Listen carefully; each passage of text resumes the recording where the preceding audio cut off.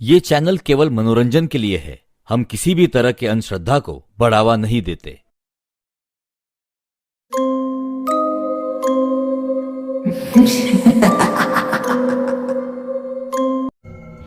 ये कौन है? और अजीत, तुम इसे देखकर ऐसे डर क्यों रहे हो? याद आया कुछ? सिर्फ इसलिए क्योंकि मैं अपने मायके से दहेज लेकर नहीं आई थी। तुमने मेरी जान ले ली। मुझे माफ कर दो मुझे, प्लीज प्लीज। मेरी गलती की सजा मेरे परिवार को मत दो, प्लीज। सजा सिर्फ उसे मिलेगी जिसने ये गुनाह किया है। राधिका को मैं कुछ नहीं करूंगी क्योंकि उसे तो कुछ पता ही नहीं। और रही बात शिल्पा की, तो उसे मैंने इस घर से निकलवा दिया है। वो सड़क पर भीख मांगती फिर रही है। इससे बड़ी सजा उसके लिए और कुछ नहीं हो सकती। देखो मुझसे बहुत बड़ी गलती हो गई है। मैं तुम्हारी मुक्ति के लिए जो कुछ भी हो सकेगा वो सब करने की कोशिश करूंगा, लेकिन मेरे परिवार को छोड़ दो प्लीज। तुम्हारी माँ और तुम्हारे भाई की मौत हो चुकी है और जमीन पर पड़ा तुम्हारा ये पाप कुछ ही देर में अपना दम तोड़ देगा। एक काम करो, तुम मुझे भी मार दो मुझे भी। मुझे छोड़कर क्या करोगी? वैसे भी तुमने सब कुछ खत्म कर दिया है। तुम्हारा पूरा परिवार मौत के मुंह में समा चुका है और तुम जिंदगी भर तड़पते रहोगे। तुम्हारे लिए यही सबसे बड़ी सजा है। अब वो औरत वहां से गायब हो जाती है और अजीत बुरी तरह से चीखने लगता है।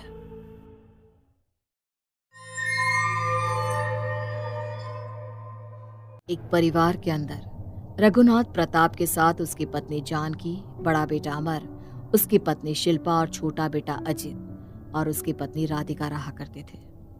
रघुनाथ प्रताप का बहुत बड़ा बिजनेस था और उसके दोनों बेटे अमर और अजित ने बिजनेस को काफी अच्छे से संभाल रखा था। सब कुछ ठीक ठाक ही चल रहा था। रघुनाथ प्रताप के घर के अंदर बने उस बड़े से बेडरूम में एक तिजोरी थी और रघुनाथ प्रताप अपनी सारी पूंजी गहने उस तिजोरी के अंदर रखा करता था।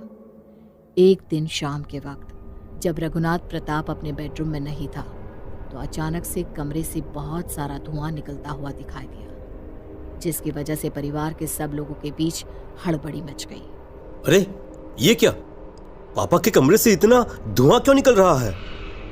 भैया, कुछ जलने की बदबू भी आ रही है। हमें जल्दी से वहां पर जाकर चेक करना चाहिए। हे भगवान, ये क्या हो गया?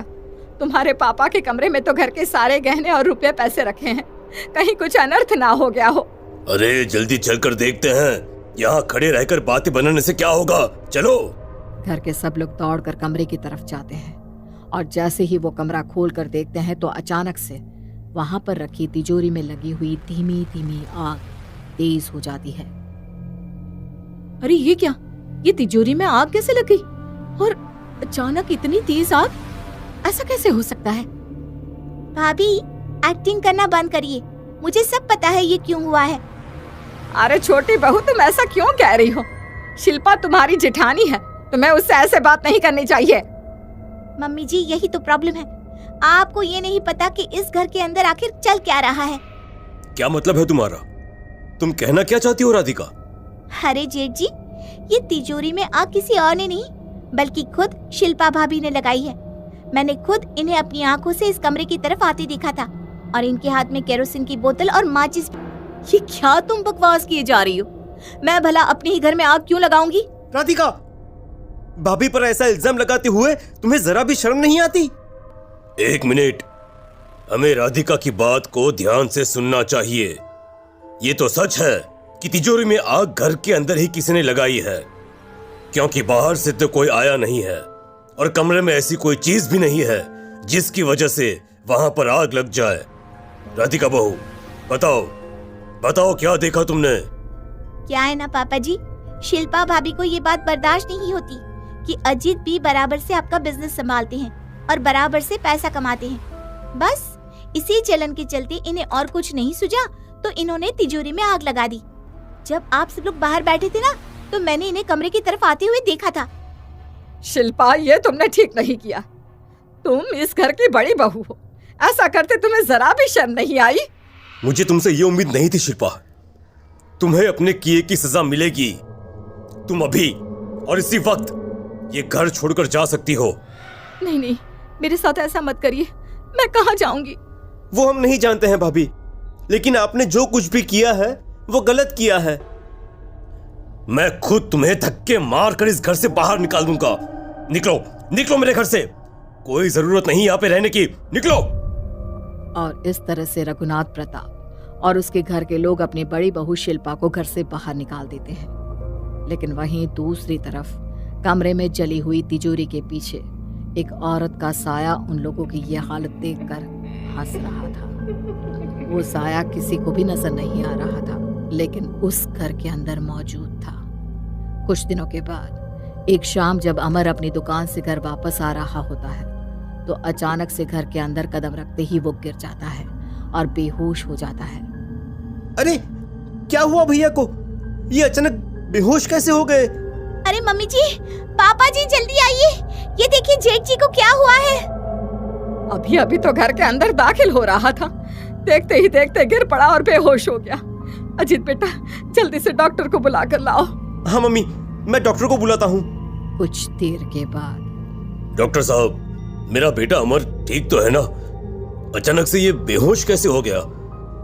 उससे तो कहीं पर चोट भी नहीं लगी है और ना ही वो ज्यादा ऊंचाई से गिरा है और ना ही उसे किसी चीज से चोट लगी है। देखिए, मेरे भी समझ में नहीं आ रहा है आखिर जमीन पर गिरने से उनकी ऐसी हालत कैसे हो गई। लेकिन बड़े ही दुख की बात है रघुनाथ प्रताप जी, आपके बेटे के साथ बहुत गलत हुआ है। आप कहना क्या चाहते हैं डॉक्टर? साफ साफ बताइए ना, हुआ क्या है अमर को? आपका बेटा अब कभी भी बोल नहीं सकता, उसकी आवाज चली गई है। अब सब कुछ भगवान की मर्जी पर छोड़ दीजिए। मैंने अच्छी तरह से चेकअप कर लिया है, उनकी आवाज वापस आने के कोई आसार नहीं लगते। हे भगवान, ये जेठ जी को क्या हो गया? डॉक्टर वहां से चला जाता है और जानकी अपने बेटे की देखभाल करने लगती है। जानकी बहुत दुखी थी। एक दिन जब वो अमर के पास बैठी हुई होती है तो अचानक उसे अमर के चेहरे पर डर नजर आने लगता है। वो अपने हाथ के इशारे से सामने वाली खिड़की की तरफ कुछ दिखाने की कोशिश कर रहा था। क्या हुआ बेटा, क्या बात है? तुम इतना परेशान क्यों लग रहे हो? क्या है वहां पर? लेकिन अपनी आवाज चले जाने की वजह से अमर जानकी को कुछ नहीं बता पाता। वो अपनी गर्दन घुमाकर और हाथ का इशारा करके बार बार जानकी को खिड़की की तरफ देखने के लिए कहता है। मैंने कभी सपने में भी नहीं सोचा था कि मेरे बेटे के साथ यह सब हो जाएगा। कौन है वहां पर बेटा? मुझे कुछ समझ में नहीं आ रहा। तू कहना क्या चाहता है? जानकी उठकर अमर के कमरे से बाहर चली जाती है, लेकिन अमर के कमरे की खिड़की पर एक बेहद खतरनाक दिखने वाला औरत का साया खड़ा हुआ जोर जोर से हंस रहा होता है, जो इस वक्त सिर्फ और सिर्फ अमर को ही नजर आ रहा होता है। वो साया अब धीरे धीरे अमर के करीब आने लगा। अमर ने जैसे ही उसे अपने पास आते देखा तो उसने वहां से उठकर भागने की कोशिश की, लेकिन तभी अचानक उस साये ने अमर को हवा में उछाल दिया। ठीक उसी वक्त रघुनाथ प्रताप अमर से मिलने उसके कमरे में आता है। अरे अरे ये क्या हुआ? अमर, अमर तुम हवा में कैसे लटके हुए हो? अमर, जानकी, अजीत, अरे सब लोग जल्दी से यहाँ पर आओ। सब लोग जैसे ही वहां पहुंचते हैं अमर जोर से जमीन पर गिर जाता है और चीखने लगता है। उसकी आवाज तो वापस आ जाती है, पर अब वो चलने फिरने की हालत में नहीं रहता। वो औरत, उसे देखा मैंने, वो यहीं पर थी। वो मुझे मारना चाहती थी। किसकी बात कर रहे हो बेटा? कौन औरत? माँ, मैंने उसे यहाँ अपने कमरे की खिड़की पर देखा था।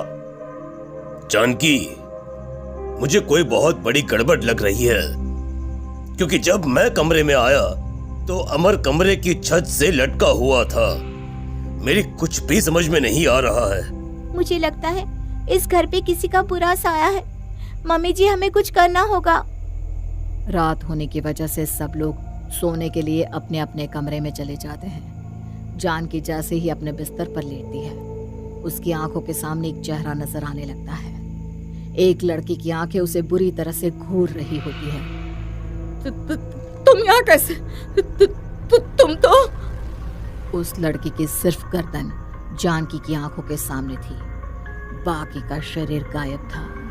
जानकी डर के मारे बेहोश हो गई। जब सब लोग सुबह सोकर उठे तो उन्होंने देखा कि जानकी को लकवा मार गया था और उसकी गर्दन टेढ़ी हो गई थी। किसका था वो साया जो रघुनाथ के परिवार को डरा रहा था?